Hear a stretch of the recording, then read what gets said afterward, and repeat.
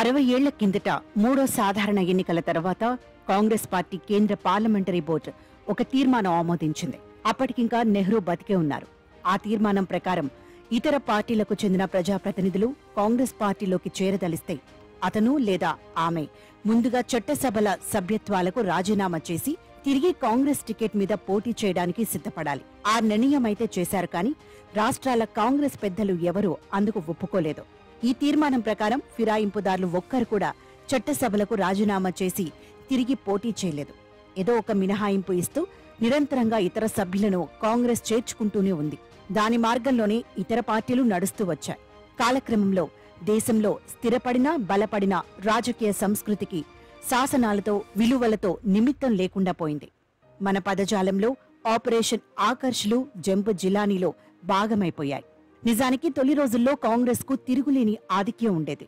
మొదటి సాధారణ ఎన్నికల్లో కాంగ్రెస్ పార్టీకి 364 స్థానాలు వస్తే రెండో స్థానంలో 41 సంఖ్యతో ఇండిపెండెంట్లు ఉన్నారు. కమ్యూనిస్టు పార్టీ 26 సీట్లతో మూడో స్థానంలో ఉంది. ఇక ఫిరాయింపుల అవసరం ఇతరులకు ఉంటుంది, కానీ కాంగ్రెస్ కు ఎందుకు? అయినా చేరుతూనే ఉండేవారు, చేర్చుకుంటూనే పోయారు. 1967లో జరిగిన 4వ ఎన్నికలు కాంగ్రెస్ కు పెద్ద కుదుపు, ప్రతిపక్షాలకు పెద్ద ఊపు. అనేక రాష్ట్రాలలో మిశ్రమ ప్రభుత్వాలు ఏర్పాటయ్యాయి. ఫిరాయింపులు ఇక ఉద్యమంగా మారిపోయాయి. ఇప్పుడు ట్రాఫిక్ రెండు వైపులా మొదలైంది. 1967 ఎన్నికలలో రాష్ట్ర శాసనసభలకు 3550 మంది సభ్యులు ఎన్నిక కాగా, వీరిలో 550 మంది తామున్న పార్టీల నుంచి ఫిరాయించారు. కొందరు అనేక మార్లు ఫిరాయించారు కూడా. ఈ కాలంలో కాంగ్రెస్ పార్టీ అనేక రాష్ట్రాలలో ఫిరాయింపుల వల్ల ఇబ్బంది పడిన మాట నిజమే, కానీ తిరిగి అదే మార్గం ద్వారా తేరుకున్నది కూడా. ఆ కాలంలోనే ఫిరాయింపులను నియంత్రించడానికి ఏం చేయాలన్న ఆలోచనలు కూడా మొదలయ్యాయి. మొత్తం మీద ఫిరాయింపుల ద్వారా అత్యధిక లబ్ధి పొందిన సంస్థ కాంగ్రెస్ పార్టీయే అని చెప్పాలి. కానీ కాంగ్రెస్ పార్టీ తాను అత్యధిక స్థానాలు గెలిచి బలశాలిగా ఉన్న కాలంలోని 1985లో ఫిరాయింపుల నిరోధక చట్టం తెచ్చింది. పార్టీ మార్పునకు అనర్హత వేటును, చీలికలకు విలీనాలకు నిర్ణీత శాతాల నియమాన్ని ఆ చట్టమే అమలులోకి తెచ్చింది. 1963లో పార్టీ స్థాయిలో చేసిన నిర్ణయం ఆ పార్టీలో అమలు కానట్టే 1985లో రాజ్యాంగ స్థాయిలో చేసిన శాసనం కూడా దేశంలో అమలు కావడం లేదనే చెప్పాలి. చట్టానికి దొరకకుండా పని జరుపుకోవడం ప్రస్తుత వ్యవస్థలో ఒక ఆమోదనీయమైన నైపుణ్యం. బాహాటంగా ఒక పార్టీ సభ్యుడు మరో పార్టీ వేదిక మీద సంచరిస్తాడు. నాయకుడి దగ్గర కండువా కప్పుకుంటాడు. అధికారికంగా రాజీనామా చెయ్యరు, విప్లు ఉల్లంఘించారు, పార్టీని తిడుతూనే ఉంటారు లేదా రాజీనామా చేస్తారు. కానీ స్పీకర్ ఎంతకు ఆమోదించరు.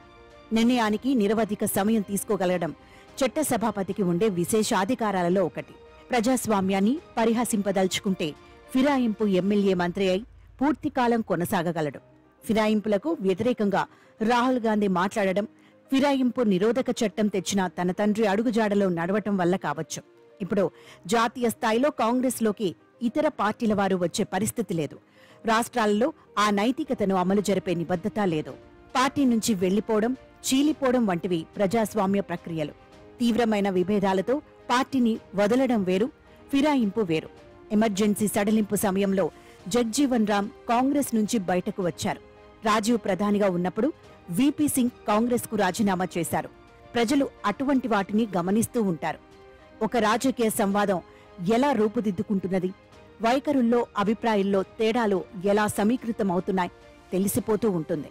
తగినంత విధాన ఘర్షణ లేకుండా చీలికలను ప్రజలు ఆమోదించారు. 1984లో ఎన్టీ రామారావు మీద నాదెండ్ల భాస్కర్రావు చేసిన రాజకీయ ప్రయత్నానికి జనం ఆమోదం లేకపోవటం అందువల్లనే. కాంగ్రెస్ ప్రోద్బలంతో కేవలం అధికారం కోసం మాత్రమే భాస్కర్రావు అట్లా వ్యవహరించారని ప్రజలు నమ్మారు. విధేయత మార్చిన ఎమ్మెల్యేల ఇళ్ల ముందు వీధుల్లోకి వచ్చి ఆందోళనలు చేశారు. ఏక్నాథ్ షిండే విషయంలో కూడా మహారాష్ట్ర ప్రజల నుంచి సమ్మతి లేదని ఇటీవలి పరిణామాలు సూచిస్తున్నాయి. చీలికలను, కూడికలను సాంకేతికంగా పగడ్బందీగా జరిపించినా నైతికంగా అవి ఎటువంటివో సమాజం అంతా కాకపోయినా కనీసం పౌర సమాజమైన ఒక కంట కనిపెడుతూ ఉంటుంది.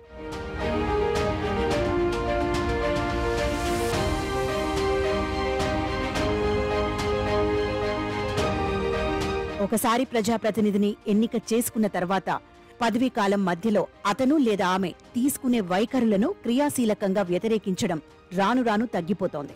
తెలంగాణ ఉద్యమ సమయంలో ప్రజాప్రతినిధుల మీద ఒత్తిడి తేవడానికి ప్రజలు గట్టిగా ప్రయత్నించారు. పార్టీ మారిన సందర్భాలలో అటువంటి నిరసనలను అరుదుగా చూస్తుంటాం. ఒక లెజిస్లేటర్ను ఎన్నుకోవడం అంటే సర్వ హక్కులతో ప్రజాభిప్రాయాన్ని కట్టబెట్టేసినట్టేనా? ఆ ప్రతినిధి ఆ సమ్మతిని బదలాయింపు చేయవచ్చునా?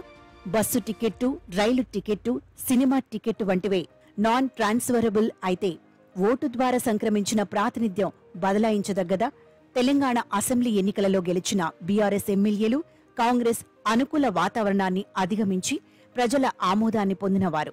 అంటే ఓటర్లు కాంగ్రెస్ ను కాదని బీఆర్ఎస్ ను ఎంచుకున్నారు. మరి ఇప్పుడు ఆ శాసనసభ్యులు తమ ప్రజల ఆకాంక్షకు భిన్నంగా ఎట్లా వెళుతున్నారు? ఈ ప్రశ్న వీరికి మాత్రమే పరిమితం కాదు. వైఎస్ హయాంలో అవలీలగా అటువైపు వెళ్లిన టీఆర్ఎస్ శాసనసభ్యులకు, కేసీఆర్ ఒకటో హయాంలో, రెండో హయాంలో వెళ్లిన టీడీపీ, కాంగ్రెస్ శాసనసభ్యులకు కూడా వర్తిస్తుంది. రాజీనామా చేసి రావచ్చుననే సూత్రం 60 ఏళ్ల కిందట అద్భుతమైన ప్రతిపాదన అయి ఉండవచ్చును. కాని ఎన్నికలు, అధికారం లక్షల కోట్ల పరిశ్రమలుగా మారిన సందర్భంలో అదేమంత నైతికతను సూచించదు. ఆ ఒక్క నియమాన్ని చాటుతూ బీజేపీ తాను గొప్ప నీతిగా ఉన్నట్టు చెప్పుకుంటోంది. కర్ణాటకలో 2019 సంక్షోభంలో బీజేపీ అటువంటి ప్రయోగం చేసింది. ప్రజలను ఆకట్టుకునే ఉద్వేగ రాజకీయాలు నిర్వహిస్తూ తగినంత ఆర్థిక బలం కలిగిన పార్టీ కొందరు ఫిరాయింపుదారులను గెలిపించుకోగలగడం పెద్ద విశేషం కాదు. అది గొప్ప నైతికమైపోదు.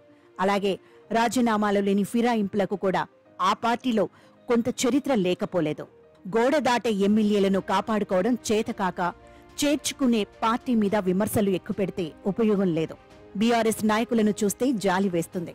మొదటి పదవీ కాలంలో సరే, రెండో విజయం తర్వాత 88 మంది శాసనసభ్యుల బలం ఉన్న తర్వాత ఎందుకు ఫిరాయింపులను ప్రోత్సహించినట్టు? 2014 ఎన్నికల్లో మాత్రం గెలుచుకున్న 63 మంది బలగం చాలు కదా. తెలంగాణ తొలి ప్రభుత్వాన్ని రక్షించుకోవడం, పడిపోకుండా కాపాడుకోవడం వంటి ఉదాత్త ఆశయాలతో అప్పుడు బలాన్ని అరువు తెచ్చుకున్నారు. మరి ఇప్పుడు కాంగ్రెస్ ప్రభుత్వం సంఖ్య కూడా దాదాపు అదే కదా. వారికి మాత్రం తమ ఘనమైన ప్రభుత్వాన్ని కాపాడుకునే కర్తవ్యం ఉండదా? ఒకరిద్దరైతే తప్పట, గుంపు విలీనం ఒప్పట. ఫిరాయింపుల చుట్టూ ఇన్ని సమర్థనలను నిర్మించుకోవడం ఆశ్చర్యం కలిగిస్తుంది. ఈ సంవాదం మధ్యలో ప్రజాస్వామ్య విలువలు, కట్టుబాటు అన్న మాటలు పీలగాను బేలగాను ధ్వనించే పరిస్థితి ఏర్పడింది. అవినీతికర ప్రక్రియ కొనసాగుతుంటే ఇదేదో ప్రపంచకప్ క్రీడ అయినట్టు మీడియా అంతా గోడకు యువతల అవతల కెమెరాలు బిగించుకొని కాచు కూచోవడం, ఫిరాయింపు వీరుడు ఏ క్షణం వస్తాడో అన్నట్టు అర్ధరాత్రుళ్ళు ముఖ్య నాయకుల ఇళ్ల ముందు పడిగాపులు పడాల్సి రావడం ఆశ్చర్యం కలిగిస్తుంది. 2/3 లెక్క ఎంతకాలంలో పూర్తవుతుందో విశ్లేషణలు చేయడం మరో పవిత్ర బాధ్యత. జాతీయోద్యమం నాటి కాంగ్రెస్ కు స్వాతంత్ర్య సాధన తప్ప మరో సిద్ధాంతం లేదు. ఆనాటి కాంగ్రెస్ శ్రేణులలో సిద్ధాంత రాద్ధాంతాలది ద్వితీయ స్థానమే. ఉద్యమ త్యాగాలకు వెంటనే ప్రతిఫలాలు పొందాలనే ఆతృతే ఎక్కువ. అందుకే మొదటి తరం రాజకీయ సంస్థల ఫిరాయింపులలో పెద్దగా సైద్ధాంతిక ఫిరాయింపులు లేవు. తర్వాత కాలంలో కాంగ్రెస్లోని శ్రేణుల మధ్య విధాన సమీకరణలు సమకూరుతూ స్పష్టపడుతూ వచ్చాయి. ప్రయోజనాల రీత్యా ఆ శిబిరాలు కొనసాగినప్పటికీ అటూ ఇటూ దూకడానికి వ్యక్తులుగా పట్టింపులు లేనివారే ఎక్కువ. తెలంగాణ రాజకీయ ఉద్యమం కూడా సిద్ధాంతాలను నిరాకరించి భౌగోళిక రాష్ట్ర సాధన ఏకైక లక్ష్యంగా ముందుకు వెళ్ళింది. రాష్ట్ర అవతరణ తర్వాత పార్టీని నిలిపి ఉంచే సూత్రంగా కేసీఆర్ నాయకత్వాన్నే భావించారు. ఇటువంటి సరళమైన ప్రాతిపదికలకు పెద్ద కట్టుబాట్లు అవసరం లేదు. ఉద్యమ కాలంలో కూడా కేసీఆర్ పక్కన నిలిచిన వృత్తి రాజకీయ నేతలలో చాలా మందికి పెద్ద నీతి నియమాలేమీ లేవు, తరువాత లేవు. ఆ లక్షణం వల్లని ఇతర పార్టీలలోని అనైతికులకు రహదారి ఏర్పడింది. అదే దారి ఇప్పుడు కాంగ్రెస్ దిశగా నడుస్తోంది.